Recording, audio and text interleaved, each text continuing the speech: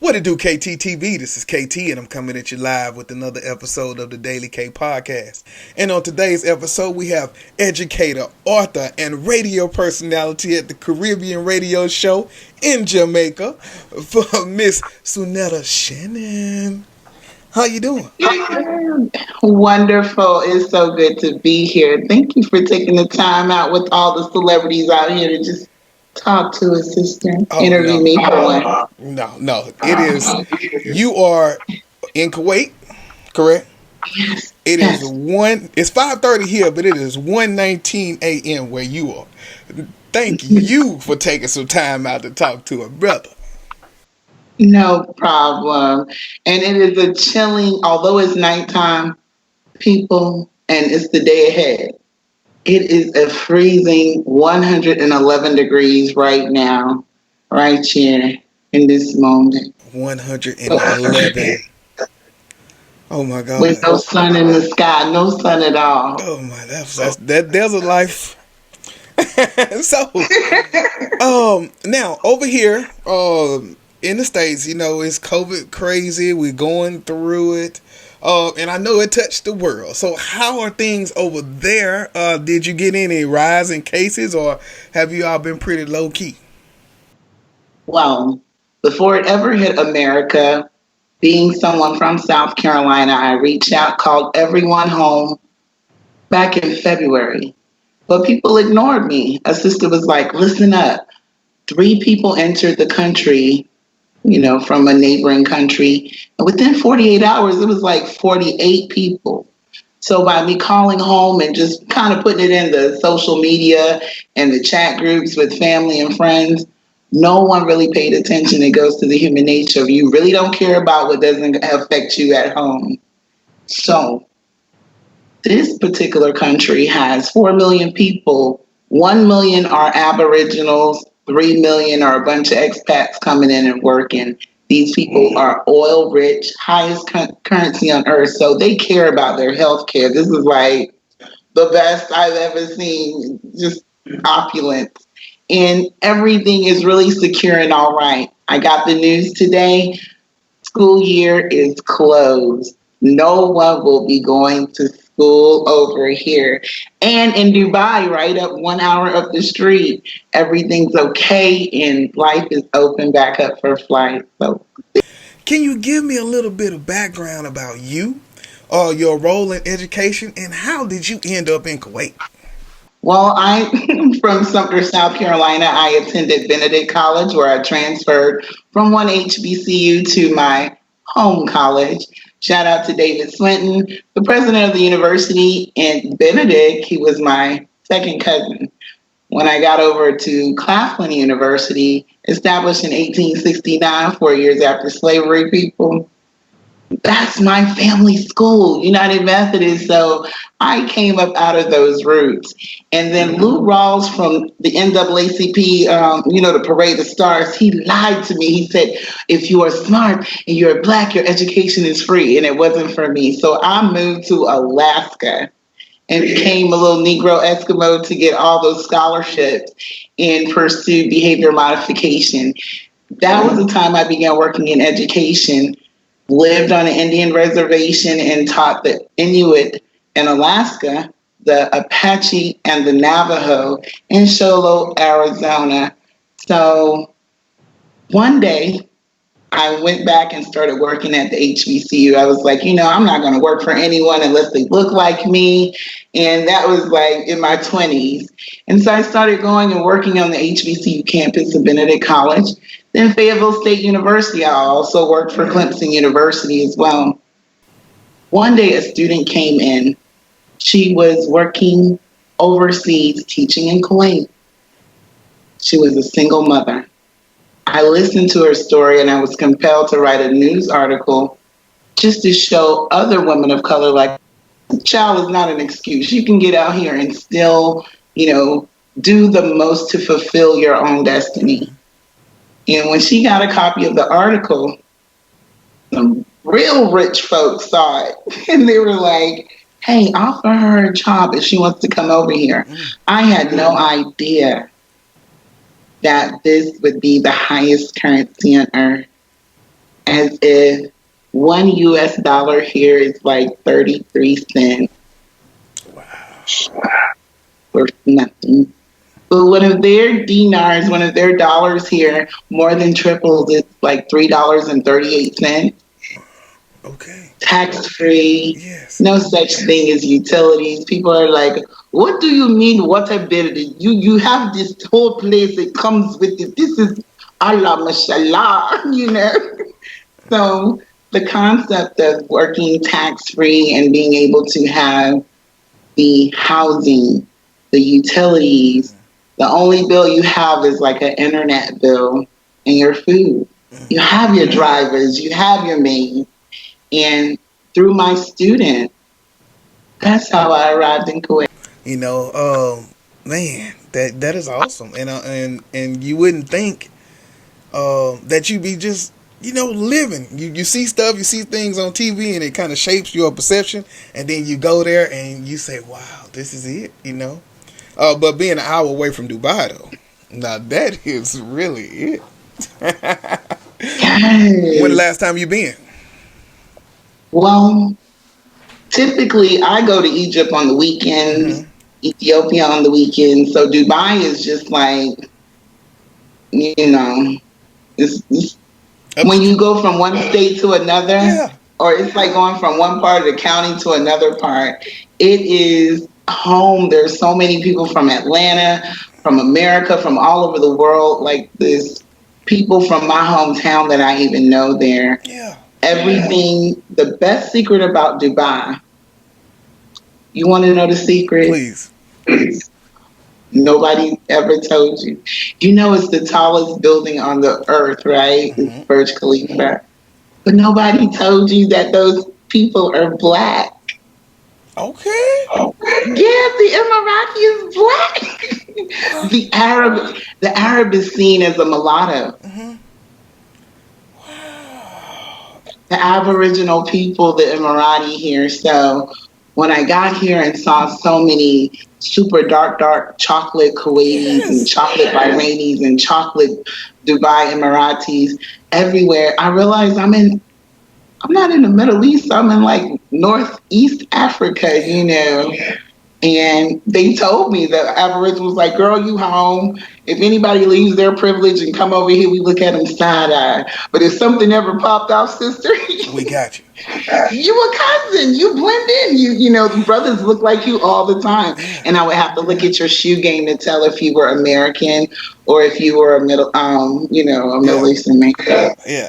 So to go back a little bit, you graduate, get the bachelor's, move to Alaska. Now, what experience did you have when you were introducing like the cultural studies to the students, like the cross cultural studies? How was that? This taught me all about media influence. Every time I would go into these communities, they had never seen a black person, if but their grandparents had for generations because they remember black people as being Aboriginal of North America as well. But my students had only seen Tyler Perry, or whatever Boys in the Hood, Yeah. on some The other commercial. stuff like that. So it was equally as important for them to learn about me as it was on Thanksgiving. Well, before I say that, I'll say this. That Trail of Tears were a Navajo that made it to Alaska, so they still have cousins, even if they're desert people or Arctic people to this day, because of colonialism. So here it was on the Indian reservation, and Thanksgiving was coming up. A little child said, "You gonna go eat turkey with them white folks?" And I was so quick to say yes because it was just out of ritual sake that all the boys side-eyed me, and never ever had I ever conceived that genocide would not be celebrated by those impacted. Learning experience for me. And in all the cultures, I always learn like, what's the filthy words? What's all the crazy words? I learned the language. I get immersed. So, Yate Bene in Navajo And if you ever are around them and they talk about the Jenny woman or the Jenny man, yeah, you are gypsy people, the real people that they remember their oral stories being told. So living in that in Alaska environment, I call myself the Negro Eskimo. The secret history behind that is when America purchased Alaska, they wanted to extract all the natural resources naturally. So they sent in workers who were a bunch of white guys that got up there, worked really hard, and eventually went on strike because they wanted a woman. You know what I'm saying? They was up there doing this work for years, man. So the government supplied women. And when I lived in Fairbanks, Alaska, we had an annual festival that was pretty much the celebration of prostitution. Like you'd be like, your people really from around here? And you ain't no native. Okay.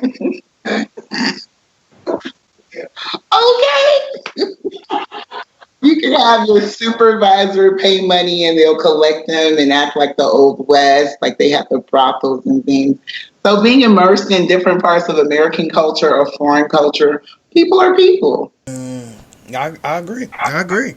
So now, you did the reservation, you did Alaska, you get to Kuwait.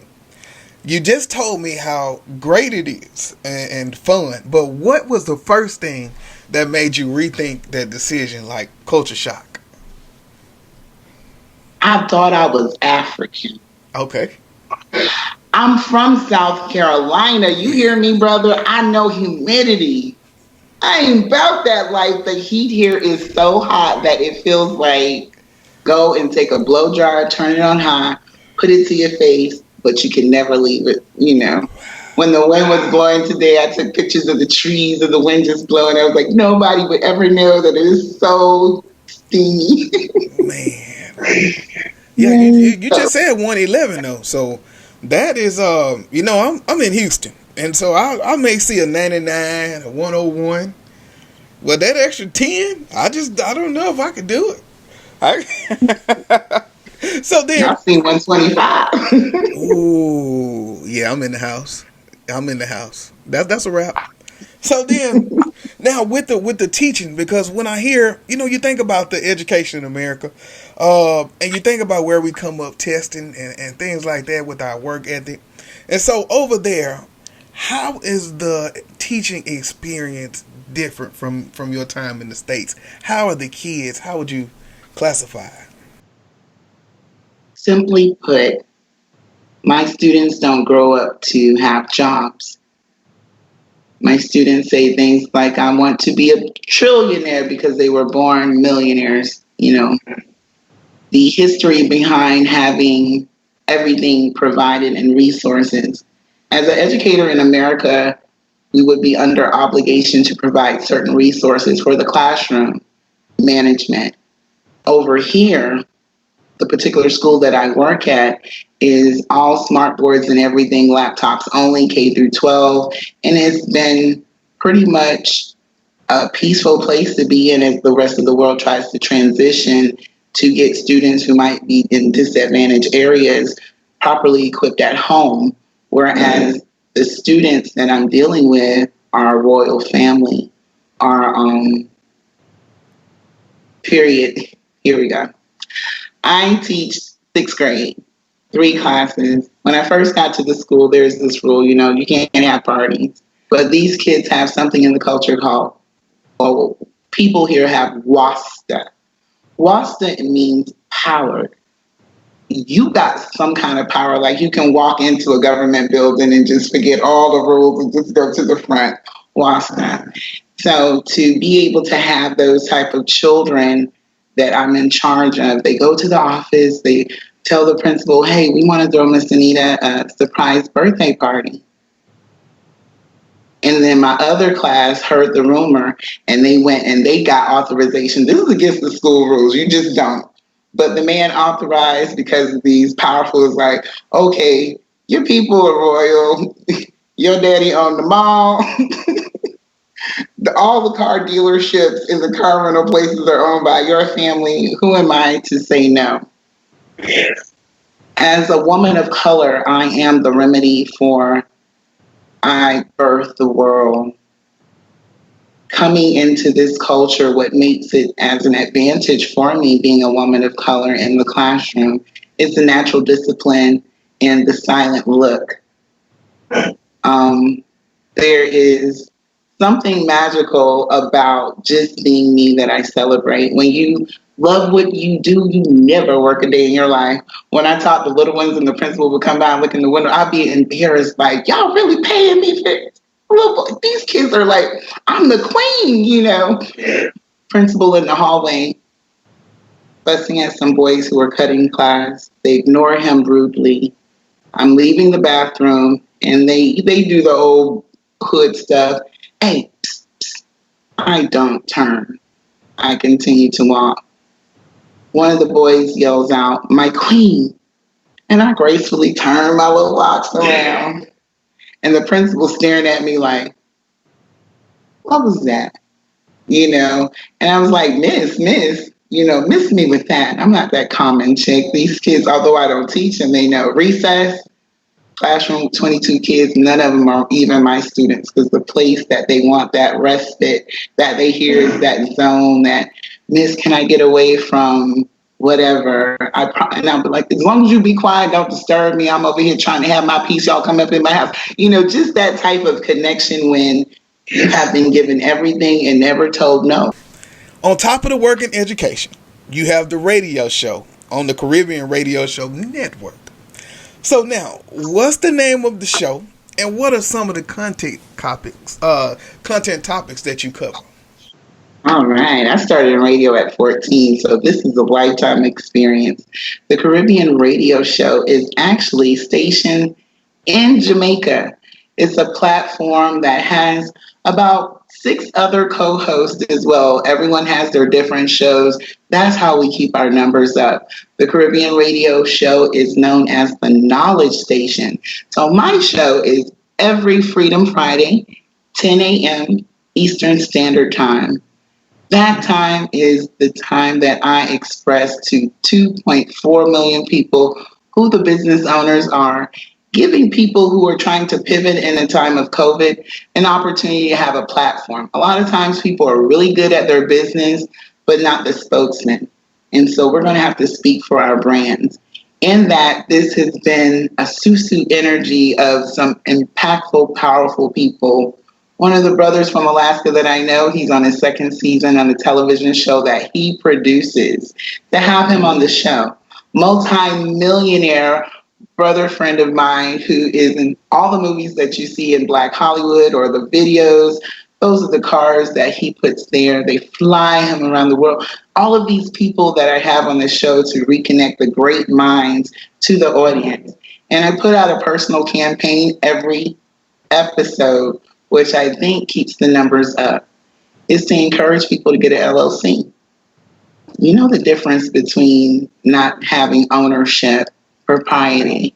And that's been the thing about having people inbox me, and it drives many, many businesses out of me of just saying, look, this information is free. Them boy made it seem like it was so hard, child. But the Geechee Della woman in me is the oral tradition of passing the information on and giving it with joy. Young lady called into the show. She heard, she listened, she went to the archives, listened again. She reached out and inboxed me. We talked on the phone for the consultation. I was like, sis, I'm so happy you got your username and password. You were official in Texas, someone else the next day, official in Michigan. Just to hear the stories of people, if either you are the businessman or woman who has come into the show and shared with an audience, or you are that active audience listener who's like, man, it is so my season in the midst of chaos that I'm about to just level up unlike ever before. And so at the Caribbean Radio Show, it's been an amazing platform for every Freedom Friday. We get the manumission papers done.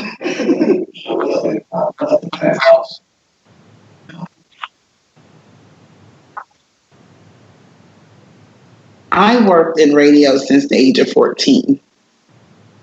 My platform was nationwide in America. And in Jamaica, someone reached out, Dr. Ev, beautiful elder.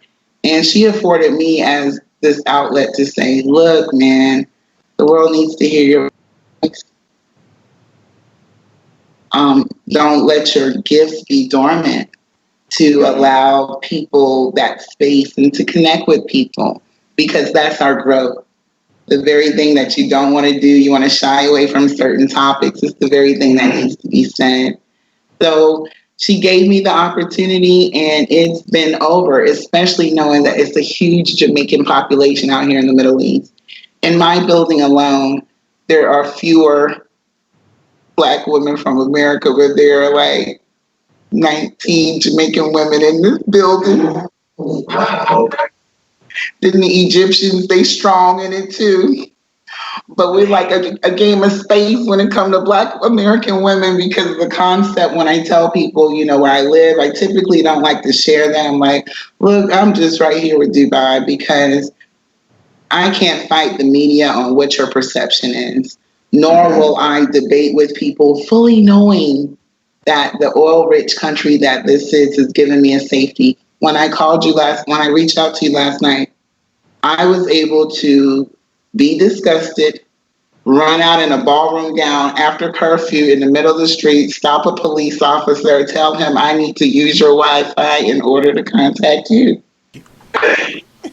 So now curfew. You couldn't risk your life in America, child, please. No.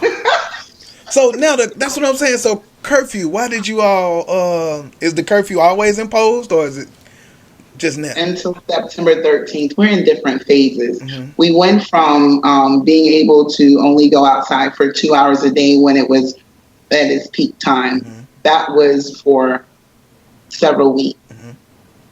And then we began to go to the next phase. And everything that the government said, it was contingent upon the numbers going down. Mm-hmm. And then there came a point where they said only certain areas are still impacted in higher numbers. So if you don't live in those areas, you have the time, go out and about. When we were under strict hours of only 2 hours that we could go outside, it was so amazing, because you could either look out the window and see everybody walking, because no cars were allowed for the entire country. So we're all walking for our 2 hours, all, grannies and them Yeezys out in the streets with the mask on. And then when we got a chance to come back out, right now we're in phase 2. And all of our phases will end on September the 13th. I really appreciate that type of protection in the healthcare and everything that they do. They take care of everyone. And with your show being in Jamaica, do you have to go? Do you get to go and like be a part of things that they have? Absolutely. We have a phenomenal, huge family. And this radio show the station is so old to Jamaica. Mm-hmm. This is home. This is love. This is the platform that I'm just like blessed to say little me got a chance to be a part of the family. So to travel, to go to Jamaica, yes. Home. I love it.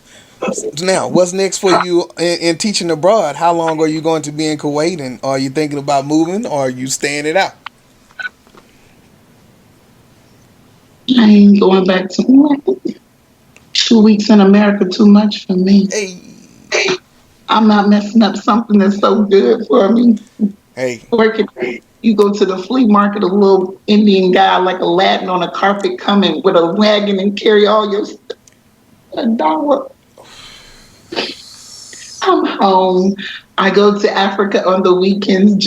Egypt is just like 4 hours away from me. It's like same cost as gas to go from Georgia to South Carolina.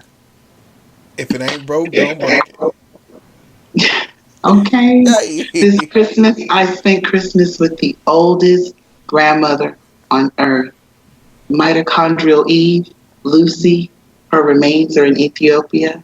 For 38 cents, I get to go. I spent Christmas Day with our greatest grandma. Come on, man. Come on. All right. Okay. Yeah. They know me so much in Egypt that they tell each other when people are in the hotel, she speak Arabic. Don't talk, because go out. She will put the hand. She know how. Yes, She's like, man. So as we close it out, I have some friends who they've taught abroad. I have one friend now in China teaching. And so she travels a lot. Like she went to a bunch of places. Just when they had the little COVID break, she went to like I don't know, a bunch of places, Malaysia, all kind of places. But she travels by herself. But she also likes the abroad. So now let's say it's a young lady like you all that's listening to this right now. What do you say to that young lady or young man to make them take that leap to say, don't be afraid of your perception is really good here? What would you say? they're gonna give you a plane ticket, baby. Just walk on water. You will not drown. You can always, and because you're an American, you're guaranteed a plane ticket home if you don't like it. You got one lifetime, one earth. You might as well enjoy it as much as possible. That's sweet and simple. But take advantage.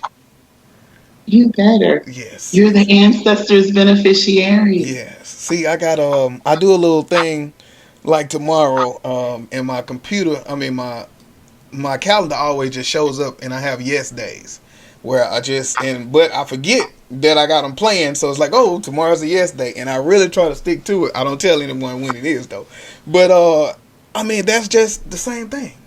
Like, don't be afraid, just say yes and go. I love it. I love it. So, can you give us the contact information for the show? So how do we get tuned in to Freedom Friday? That's right. This is your girl, Queen Sunny Honey. That's right. You can Google me, look it up, Queen Sunny Honey, and that is CRS, Caribbean Radio Show. We are the Knowledge Station. You can find us on Facebook. Like us, love our page with those 2.4 million listeners out there. That is at CRS Radio. We'd love to have you. If you ever want to be on the show, simply DM a sister. You can find me on social media platforms such as Instagram at Queen Sunny Honey. Hey, all right. Thank you. Thank you for taking that time at 1 in the morning in Kuwait. I appreciate that so much. All right. This is KT for KTTV signing out. 100.